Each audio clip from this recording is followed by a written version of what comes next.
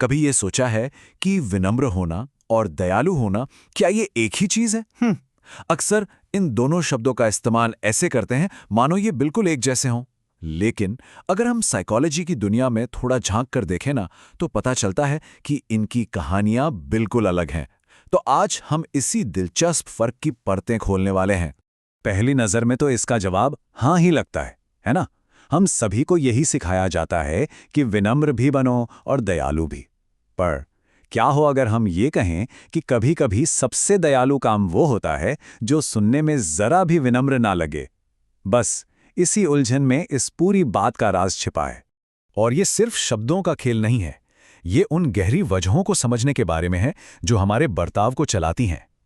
एक तरह से समझिए कि एक सिर्फ बाहरी मुखौटा है और दूसरा वो सीधे दिल से आता है।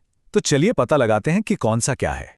तो सवाल यह है कि आखिर ये उलझन आती कहां से है? चलिए इसे थोड़ा तोड़ के समझते हैं और देखते हैं कि हम अक्सर इन दो बिल्कुल अलग इरादों को एक ही तराजू में क्यों तौल देते हैं।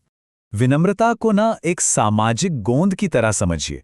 ये प्लीज और थैंक यू कहना है, किसी के लिए दरवाजा खुला रखना, मतलब ये उन सामाजिक नियमों को मानने के बारे में जिनसे माहौल में शांति बनी रहती है। ये जरूरी तो है, पर यह पूरी कहानी बिल्कुल नहीं है। और ऐसा सोचने वाले सिर्फ हम ही नहीं हैं। जैसा कि रब्बी जैक कोहेन बताते हैं, ये एक बहुत आम धारणा है। हम अक्सर विनम्रता और दयालुता को एक ही पैकेज में लपेट देते हैं, लेकिन ऐसा करके शायद हम दोनों की असली ताकत को समझने से चूक रहे हैं। तो अब आते हैं इस विश्लेषण के बिल्कुल सेंटर में। चलिए इन दोनों के बीच के उस बुनियादी फर्क को समझते हैं जो इन्हें एक दूसरे से एकदम अलग बनाता है। एडम ग्रांट ने इस बात को क्या खूब कहा है। विनम्रता आज के बारे में है, उस पल के आराम के बारे में, जबकि दयालुता कल के बारे में है, किसी के लंबे समय के फायदे के बारे में। इसे ऐसे सोचिए, क्या किसी दोस्त को वो मीठी कैंडी दी जाए जो वो अभी मांग रहा है, या फिर उसे वो पौष्टिक खाना खाने के लिए मनाया जाए जिसकी उसे असल में जरूरत है? मतलब संक्षेप में कहें तो विनम्रता एक तरह का सामाजिक प्रदर्शन है। ये समाज में सही स्क्रिप्ट को फॉलो करने जैसा है ताकि हर कोई कंफर्टेबल महसूस करे। इसका लेना देना हमारे बाहरी व्यवहार से है। लेकिन दयालुता वो अंदर से आती है। ये कोई स्क्रिप्ट नहीं है, ये एक एहसास है। इसकी प्रेरणा किसी और की सच्ची परवाह करने और उसकी मदद करने की इच्छा से मिलती है, भले ही ऐसा करना उस पल में थोड़ा अजीब या मुश्किल ही क्यों न लगे। ये तालिका इन अंतरों को बहुत साफ साफ दिखाती है, लेकिन इसका निचोड़ ये है।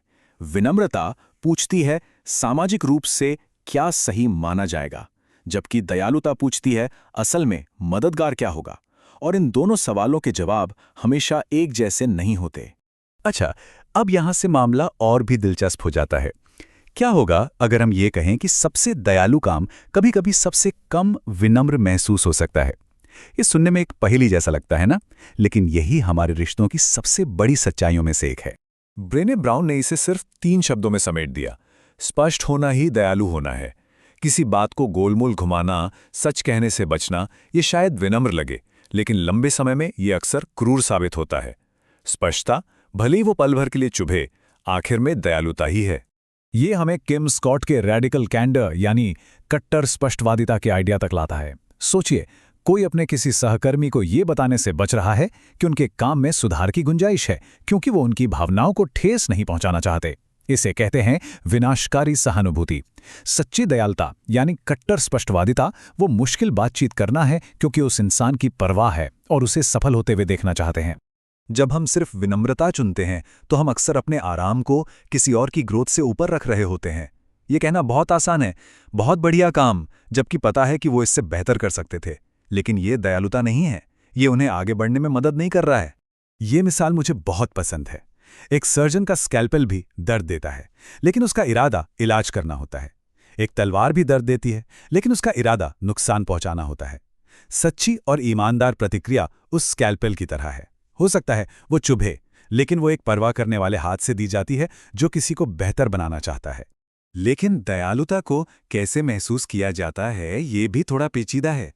पता चलता है कि हम दयालुता का अनुभव कैसे करते हैं, इस पर हमारी सांस्कृतिक पृष्ठभूमि का भी बहुत गहरा असर पड़ सकता है। तो सवाल ये है कि क्या किसी को फूल देने का काम दुनिया भर में एक ही जैसी गर्मजोशी और खुशी पैदा करता है? रिसर्च बताती है कि मामला इतना सीधा नहीं है। जरा इस चार्ट को देखिए। ये दिखाता है कि हांगकांग जैसी कलेक्टिविस्ट संस्कृतियों में अपने करीबी लोगों यानी दोस्तों और परिवार के प्रति दयालु होने से मिलने वाला इमोशनल सुकून बहुत बड़ा होता है। वहीं अमेरिका जैसी इंडिविजुअलिस्ट संस्कृतियों में ये अंतर बहुत छोटा हो जाता है। ये दिलचस्प है ना? तो इसका मतलब क्या है? इसका मतलब ये है कि हमारे दयालु होने की वजह, चाहे वो समूह की भलाई के लिए हो या व्यक्तिगत खुशी के लिए, और उससे मिलने वाली संतुष्टि, ये सब हमारी संस्कृति से आकार ले सकते हैं। दयालुता भले ही हर जगह हो, लेकिन उसका स्वाद अलग-अलग हो सकता है। तो इन सब बातों के बाद ये अंतर समझना असल में क्यों मायने रखता है? देखिए, ये सिर्फ एक दिमागी कसरत नहीं है। इसका हमारी रोजमर्रा की जिंदगी और हमारे रिश्तों पर सीधा और गहरा असर पड़ता है। एमी वेस्ट ने इससे कितनी खूबसूरती से कहा है, विनम्रता दिखावा बनाए रखती है, दयालुता संबंध बनाती है। विनम्रता का लेना देना सतह से है और दयालुता का लेना देना गहराई से है। आखिरकार लक्ष्य सिर्फ अच्छा दिखना नहीं है, बल्कि असल में अच्छा करना है। ये उस तरह की दयालुता को अपनाने के बारे में है जो ईमानदार हो, साहसी हो और सच में परवाह करने वाली हो।